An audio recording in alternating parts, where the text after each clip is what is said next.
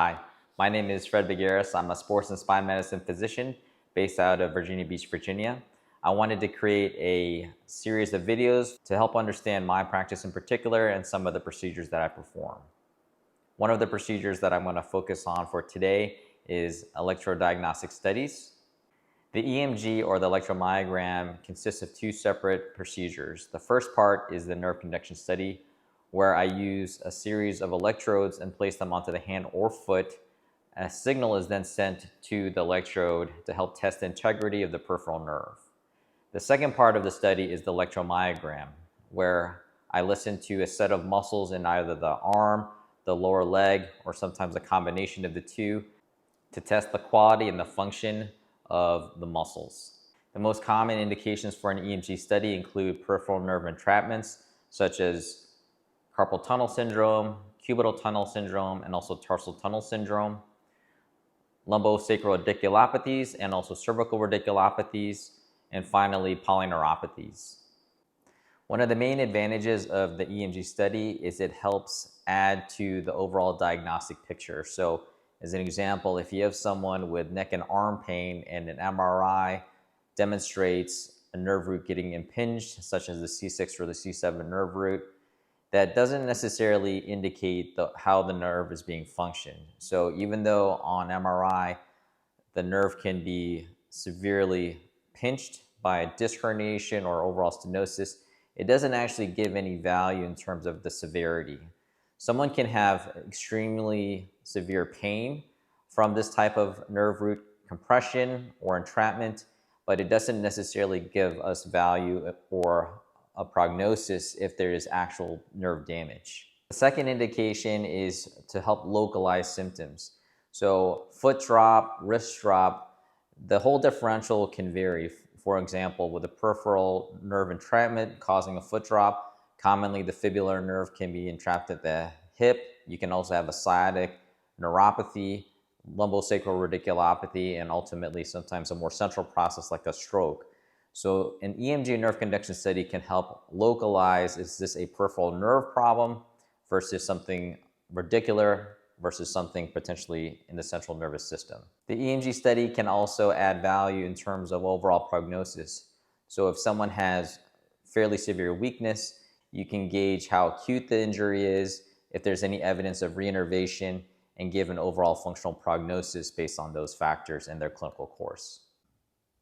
How to prepare your patient for the test. The number one thing that you can tell your patient is to not wear any creams or lotions. As I mentioned, the first part of the test involves the nerve conduction study, and we use these very sticky electrodes. It's very natural for people to want to put lotion on as part of their daily routine, but it can actually make the study much longer, because if they have really well-lotioned skin, the electrode will keep falling off, and it can sometimes make the study longer. And in certain cases, it can invalidate some of the values if the electrode is not able to pick up the signal very well. The second thing is to inform your patient that the test can take anywhere between 30 to 60 minutes. So when I mean anywhere between 30 to 60 minutes, it is sometimes unpredictable. If you have someone that has a slam dunk carpal tunnel syndrome, cubital tunnel syndrome, I can pretty much guarantee that it will probably be somewhere between a 20 to 25 minute study, in addition to any history and physical that I'm going to perform. However, if someone has carpal tunnel syndrome, a history of a cervical spine surgery, in addition to underlying diabetic neuropathy, sometimes that complicates the picture, where I have to not only study the most symptomatic side, but I might have to involve one of the other limbs to give context to what I'm seeing in the overall picture. So 30 to 60 minutes is a pretty good estimate. That being said, I do this study with people laying on their back. So the person does have to be able to tolerate being in that position for about that amount of time. It's already not a very fun test, but if it's very difficult for them to relax and be on their back, that can definitely invalidate the study, because if there's the motion from being uncomfortable can cause a lot of artifact, and it can sometimes make the study very difficult to interpret, if not complete. With respect to medications, for the day of the procedure, you do not necessarily have to have patients stop any medications, particularly blood thinners. The needle gauge that I'm using is very, very small, and in the literature, there is almost no cases of significant hematomal formation. Even with the cervical paraspinals and the lumbar paraspinals, it's very safe.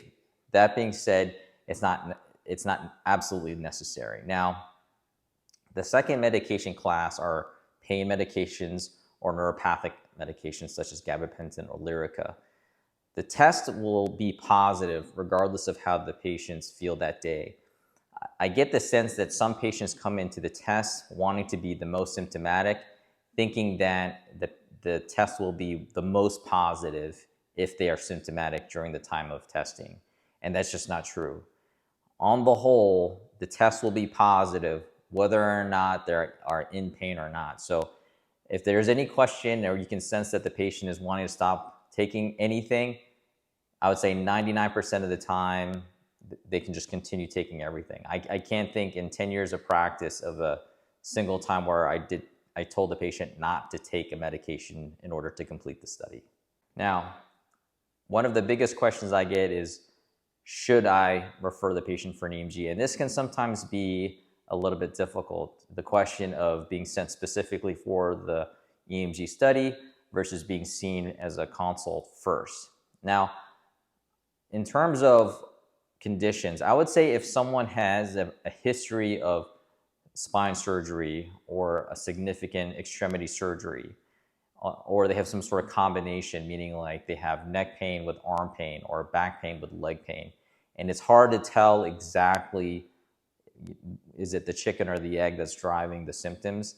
That's sometimes a person that I would like to see as much information about the patient ahead of time, if not actually have access to imaging that has been completed, so I can help design the study.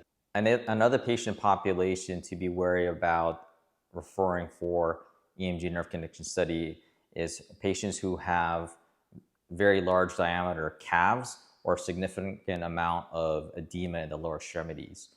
The nerve conduction study in particular, I use these surface electrodes. And if there's a lot of distance between the surface and the actual nerve, whether it be from soft tissue, edema, or sometimes even just frankly dry skin, that's a very challenging patient because I will often get really very low values, if not sometimes even no values. And it can look like an underlying polyneuropathy, but in actuality, I'm not actually able to test the nerves because there's too much distance between the surface and the nerve. The second population I'll mention is people who have very cold feet, folks with peripheral artery disease, Raynaud syndrome. The temperature of the skin has to be at a certain temperature in order for the study to be valid.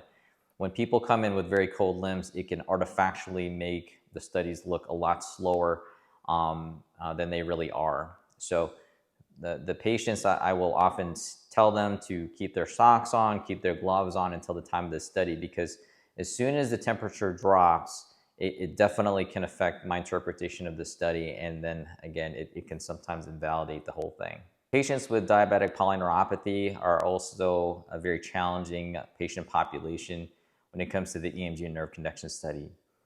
If someone is coming in with numbness and tingling in their feet and they have a strong history of underlying polyneuropathy, you can pretty much guarantee there's probably going to be some nerve changes, but the issue is if the person has underlying radiculopathy of the lumbar spine and they have neuropathy, it could be very difficult to tell the difference between the two. So I won't say in all cases, but in a lot of cases, if there's a question of underlying stenosis of the spine or radiculopathy or cervical spine stenosis, I will often want to see the patient first, or at least review the records before committing them to an EMG and nerve conduction study. I find that the patients tend to be a little bit more at ease because they have such a big story to tell that I want to make sure that the study is designed appropriately and I'm not doing any more extra testing than is necessary. That's all I got for you guys. I hope that was helpful and not too long-winded, but if there are any questions about this study in particular, how it's done, I will be happy to field any questions. Feel free to reach out to me through social media or over email. Thanks again for your attention, guys. I'll see you next time.